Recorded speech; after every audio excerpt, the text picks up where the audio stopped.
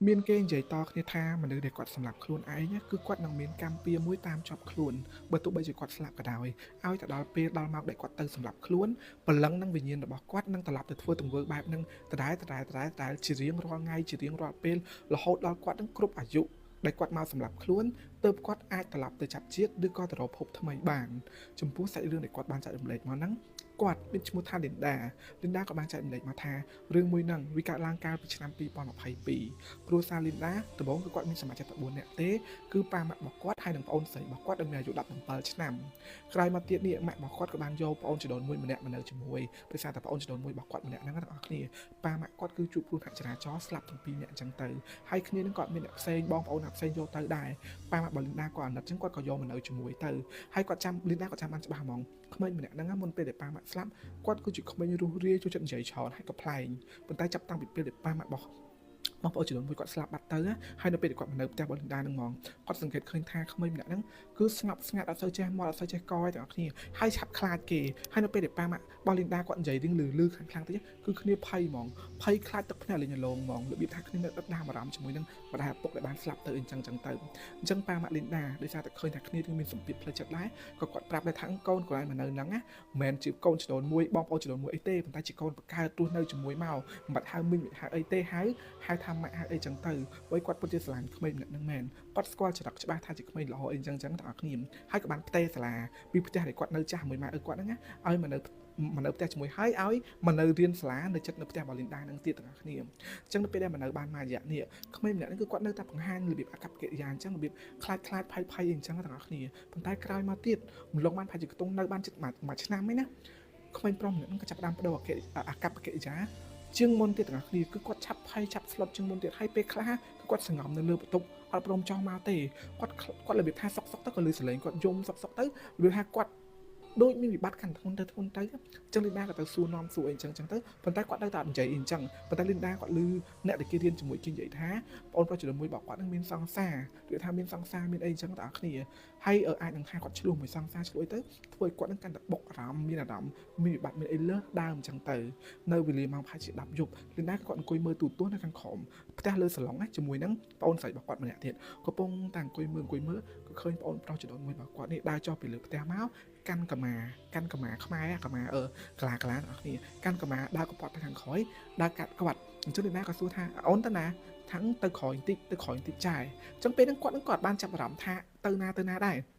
គាត់ចាប់អារម្មណ៍ទេគាត់ក៏អង្គុយមើលទូទួលបន្តទៀតហើយឃើញបងប្រុសហ្នឹងក៏ដើរទៅបាត់ទៅទាំងអស់គ្នាគឺដើរទៅបាត់មកដល់ពេលដែលព្រលឹមឡើងអ្នកផ្ទះរបស់គាត់ទាំងមូលនេះចេះតែឆ្ងល់ថាអញ្ចឹងមិនបានប្អូនប្រុសរបស់គាត់ហ្នឹងអត់ងើបទៅសាលាទៀតទាំងរាល់ដងគឺគាត់ងើបមុនគេគាត់ទៅសាលាបាត់ហើយប៉ុន្តែម្ដងហ្នឹងគឺបើកទ្វារចូលបន្ទប់គាត់ទៅឃើញកាបូបឃើញអីនៅលើក្រែលើអីដដែលហើយអត់មានទេសកម្មភាពនៅលើបន្ទប់របស់គាត់ហ្នឹងគឺអត់ដូចអត់មានអ្នកគេដេកអញ្ចឹងទាំងអស់គ្នាគឺធម្មតាខ្លាំងមែនតើអញ្ចឹងពួកគាត់ទាំងអស់គ្នារៀនភ័យចាប់ដើមឆាឡាវស៊ូនាំគ្នាចេះទៅលីណាគាត់នឹកឃើញថាយកមិញប្អូនប្រុសចំនួនមួយរបស់គាត់នឹងប្រាប់ថាដើរទៅក្រោយផ្ទះគាត់ក៏បានដើរទៅខាងក្រោយផ្ទះមែនទាំងអស់គ្នានៅពេលដែលគាត់ដើរទៅខាងក្រោយឆ្ងាយពីផ្ទះរបស់គាត់ប្រហែលជាខ្ទង់50ម៉ែត្រនៅខាងក្រោយផ្ទះរបស់គាត់មានដីទុកចោលត្នេមួយហើយមានដើមឈើធំមួយទាំងអស់គ្នាគឺប្អូនប្រុសចំនួនមួយរបស់គាត់ហ្នឹងគឺចងកនៅខាងក្រោយហ្នឹងចងកស្លាប់នៅខាងក្រោយហ្នឹងហ្មងហើយសពហ្នឹងគឺដោយសារតែចងកតែពីយប់មកអញ្ចឹងគឺអត់ហើមអត់អីទេគឺសុភាពធម្មតាទាំងអស់គ្នាគាត់តែមុខហ្នឹងគឺខៀវហើយតាហ្នឹងគឺធ្លាក់មកត្រឹមនេះគឺចងកស្លាប់នៅក្រោយហ្នឹងភ្នែកបើកធំចាអញ្ចឹងពេលហ្នឹងលីនដាគាត់ស្លុតមែនតើគឺគាត់ស្លុតខ្លាំងមែនតើទាំងអស់គ្នាហើយប៉ាម៉ាក់របស់គាត់អីហ្នឹងពេលហ្នឹងគឺបាត់ដំហើយនិយាយថាយំមែនតើហ្មងជំសិនម៉ាក់របស់គាត់គឺយំខ្លាំងមែនតើណាយំអាណិតដោយសារតែគ្នានឹងម្ដាយពុកស្លាប់ចោលហើយឥឡូវហ្នឹងទៅសម្រាប់ខ្លួនអញ្ចឹងទៀតហើយសពបងប្អូនប្រុសចំនួនមួយហ្នឹងក៏យកទៅធ្វើបន់នៅវត្តដែរទាំងអស់គ្នាក្រោយពីធ្វើបន់រួចនេះម្លងបានប្រហែលជាខ្ទង់7ថ្ងៃលីនដាគាត់អង្គុយមើលទូទស្សន៍នៅខាងក្រោមផ្ទះជាមួយនឹងប្អូនស្រីរបស់គាត់ម្ដងទៀតហើយកំពុងអង្គុយសុកគឺឮសំឡេងមនុស្សដើរមកពីខាងលើផ្ទះដើរចុះមកហ្មងទាំងអស់គ្នាអញ្ចឹងគាត់មានប្អូនស្រីគាត់គឺមើលទៅដោយសារបន្ទប់ម៉ាក់គាត់នៅក្រោមទេអញ្ចឹងអាចម៉ាក់គាត់ដើរពីលើផ្ទះមកបានទេអញ្ចឹងគាត់ងាកស្លឹងទៅនៅពេលគាត់ស្លឹងទៅទាំងអស់គ្នាប្អូនស្រីគាត់ពេលហ្នឹងអត់ចាប់អារម្មណ៍ទេប្អូនស្រីរបស់គាត់ចុចទូរស័ព្ទធម្មតាពេលលីណាគាត់មើលទៅនៅពេលដែលមើលទៅខាងលើគឺឃើញប្អូនប្រុសចំនួនមួយរបស់គាត់ទាំងអស់គ្នាដើរចុះពីលើចតាកាន់កម្មាមួយដើរកាត់មុខគាត់ហ្មងប៉ុន្តែប្អូនប្រុសចំនួនមួយរបស់គាត់ហ្នឹងអត់មានជើងទេទាំងអស់គ្នាគឺឃើញតាមតាពីកផ្លូវឡើងមកលើហើយដើរកាត់មកអញ្ចឹងណាហើយលីណាពេលហ្នឹងគាត់មើលឡើងផាំងទាំងអស់គ្នាដោយសារតែសកម្មភាពនិងរូបភាពដែលដើរចុះមកហ្នឹងគឺដូចយប់ដែលប្អូនប្រុសរបស់គាត់ហ្នឹងទៅសម្លាប់ខ្លួនអញ្ចឹងរូបនេះគឺធម្មតាទេការអាស្រ័យមួយអញ្ចឹងណាដើរកាត់មុខគាត់ ហើយលីនដាហ្នឹងគឺគាត់កាំងទាំងអស់គ្នាគាត់កាំងមើលប៉ុន្តែបងប្អូនប្រុសចំនួនមួយរបស់គាត់បែរជាស្រែកថាខ្ញុំទៅក្រោយបន្តិចចាសំឡេងដែលគាត់ស្រែកមកហ្នឹងគឺដូចពេលដែលគាត់ទៅសម្រាប់ខ្លួននៅយប់ដែលលីនដាបានឃើញអញ្ចឹងហើយក៏ដើរទៅក្រោយបាត់គឺដើរទៅក្រោយបាត់ហ្មងអញ្ចឹងពេលហ្នឹងគឺគាត់ភ័យមែនតើទាំងអស់គ្នាគាត់នឹងក្រោកឈរហើយគាត់ទះបងអូនស្រីគាត់ឲ្យងើបមុខមើលគាត់ណាហើយគាត់ប្រាប់ថាមុនហ្នឹងគឺអាបើដើរចុះមកដើរចុះមកកាន់កន្សែងហើយដើរចេញទៅក្រៅបាត់គឺគាត់ឃើញហើយបងអូនស្រីบอกគាត់ថាមួយថ្ងៃស្វាងភ្នែកជាអីអត់មានទេអត់មានគាត់បានឃើញអីចឹងទៅ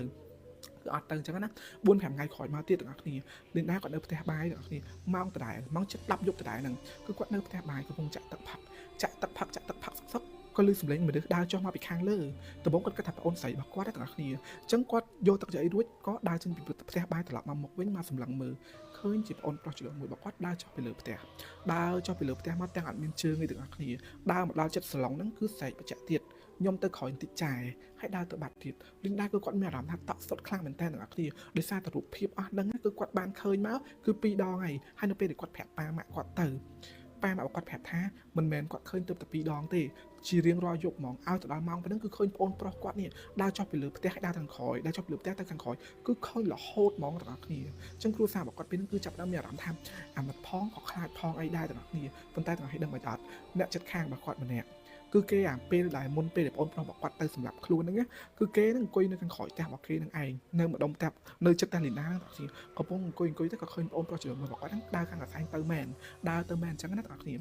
នៅពេលឃើញដើរទៅគេក៏សួរនាំថាមកនិយាយអីចឹងហើយគ្នាក៏និយាយទាំងញ៉ាំទាំងអស់គ្នាគឺនិយាយទាំងញ៉ាំអីដូចធម្មតាដូចអត់មានដូចអត់បង្ហាញអារម្មណ៍ថាគាត់នឹងមានវិបត្តិផ្លូវចិត្តអីទេកំពុងនិយាយជាមួយមួយគេចឹងទៅហើយក៏ទៅចងកបាត់ចឹងណាគឺគេតែឃើញដូចគ្នាឲ្យតែយប់ឡើងគឺឃើញម្នាក់នឹងមកឈោនិយាយនៅលបងនឹងហ្មងមកឈោនិយាយឈោអីរួចក៏ដើរទាំងក្រោយនឹងបាត់មកឈោនិយាយអីរួចគឺដើរខាងក្រោយនឹងបាត់ហ្នឹងទាំងអស់គ្នាអាហ្នឹងគឺជាអីដែលគាត់បានជួបហើយរឿងរបស់គាត់ដែលគាត់បានចែករំលែកមកហ្នឹងក៏មានប៉ុណ្្នឹងដែរប៉ុន្តែមានរឿងមួយទៀតដែលតាក់ទងជាមួយនឹងបលឹងហើយនឹងវិញ្ញាណតែងតែទៅធ្វើរឿងដែលគាត់ធ្លាប់ធ្វើតែហ្នឹងជារៀងរាល់យប់ហ្នឹងគឺគ្នាយើងម្នាក់ទៀតក៏បានចែករំលែកមកដែរទាំងអស់គ្នាគាត់គឺជាអ្នកធ្វើការវេនយប់ទាំងអស់គ្នាហើយរឿងហ្នឹងគឺកាត់ឡើងនៅពេញយើងហ្នឹងទេទាំងអស់គ្នាប៉ុន្តែគាត់សុំអត់បញ្ជាក់ទីតាំងថានៅកន្លែងមួយណាប៉ុន្តែខ្ញុំជឿទាំងអស់គ្នាអាចនឹងស្មានដឹងដោយខ្លួនឯងហើ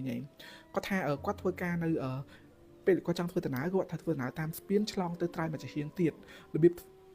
គាត់ធ្វើការអញ្ចឹងជារៀងរាល់ថ្ងៃទេទាំងអស់គ្នាប៉ុន្តែយប់មួយនោះអាចថាយាយអូនរបស់គាត់ដាក់យាយអូនរបស់គាត់សយគាត់ចេញពីធ្វើការខ្ទង់ម៉ោង7:01យប់គាត់ជិះម៉ូតូឡើងស្ពានមកតែឯងកំពុងជិះម៉ូតូឡើងស្ពានអញ្ចឹងណាម៉ូតូរបស់គាត់ហ្នឹងក៏អាលុតអត់ដឹងថាកើតអីគឺសុកវាអាលុតហ្មងអញ្ចឹងគាត់ធ្វើបដាម៉ូតូឡើងស្ពាន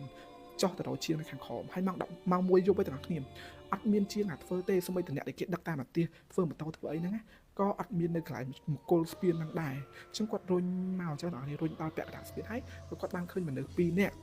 ដើរឡើងមកកាត់គាត់ទៅបាត់ហ្មងរបៀបដើរនៅអាកន្លែងខឿនផ្លូវដើរកាត់គាត់ទៅបាត់ចែទាំងតែគាត់បានលឺសំឡេងមនុស្សដើរទេគឺម្នាក់ដើរទៅហើយឡើងឈរលើប្រកាន់ដៃស្ពានលោតចុះខាងក្រោមម្នាក់ទៀតឡើងមកឈរលើប្រកាន់ដៃស្ពានលោតចុះខាងក្រោមទៀតនៅពេលដែលគាត់អោនមើលទៅអត់លឺសំឡេងមនុស្សធ្លាក់អត់លឺសំឡេងអីទាំងអស់ហ្មងទាំងអស់គ្នាគឺអត់ទាំងអស់ហ្មងពេលនេះគាត់ចាប់ផ្ដើមភ័យញាប់ខ្លួនណាគាត់ក៏ដើរម៉ូតូទៅមុខទៀតដើរម៉ូតូទៅខាងមុខទៀតទាំងអស់គ្នាគាត់មើលតាមកញ្ចក់ម៉ូតូរបស់គាត់បានឃើញមនុស្សច្រើនអ្នកមែនតើដើរឡើងមកប្រកាន់ដៃស្ពានលោតចុះខាងក្រោមដើរឡើងមកប្រកាន់ដៃស្ពានហើយលោតចុះខាងក្រោមតគ្នានឹងហ្មងគាត់ថាពេលហ្នឹងឯងគាត់បានដឹងថាវិញ្ញាណទាំងអស់ហ្នឹងគឺជាវិញ្ញាណដែលស្លាប់ដោយសារតែលោតសម្លាប់ខ្លួនហើយគាត់នឹងមកធ្វើទង្វើអញ្ចឹងតែហើយវាអាចថាសំណាងអាក្រក់របស់គាត់ដែលគាត់នឹងបានឃើញរឿងអស់ហ្នឹងទាំងតែពីមុនមកគាត់ធ្វើដំណើរកាត់តាមហ្នឹងគឺគាត់អាចឃើញទេទាំងអស់គ្នាហើយមិនមែនតែគាត់ជួបទេណាអ្នកដែលធ្វើការជាមួយគាត់គេធ្លាប់ជួបដែរគឺគេបានឃើញផ្ទាល់ហ្មងទាំងអស់គ្នាគឺគេបានឃើញមនុស្សស្រីដើរឡើងលើប្រកាន់ដៃស្ពានហើយលោតចុះខាងក្រោមឬសលេងធ្លាក់ទឹកប្រងហើយនៅពេលដែលអឺតទៅមើលទៅបែរជាអត់មានអីទាំងអស់បែរជាអត់មានឃើញអីទាំងអស់នឹងតែម្ដងនៅទាំងអស់គ្នាអាហ្នឹងគឺជារឿងអីដែលពួកគាត់បានចែករំលែកមកតាក់ទងជាមួយនឹងអ្នកដែលគាត់សម្លាប់ខ្លួនគឺគាត់ត្រូវជាប់ជាមួយនឹងកម្មពៀទាំងអស់គ្នាត្រូវត្រឡប់ទៅធ្វើរឿងអញ្ចឹងតែរហូតទាំងអស់គ្នាខ្ញុំភ្លេចខ្ញុំសុំបកទៅរឿងរបស់លីនដាគាត់ចែករំលែកមកសិន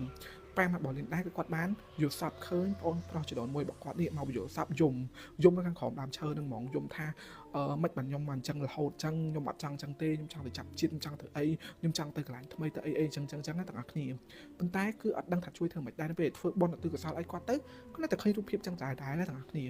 អាចថាហ្នឹងគឺជាកម្មពៀដែលគាត់នឹងត្រូវទទួលយកហើយ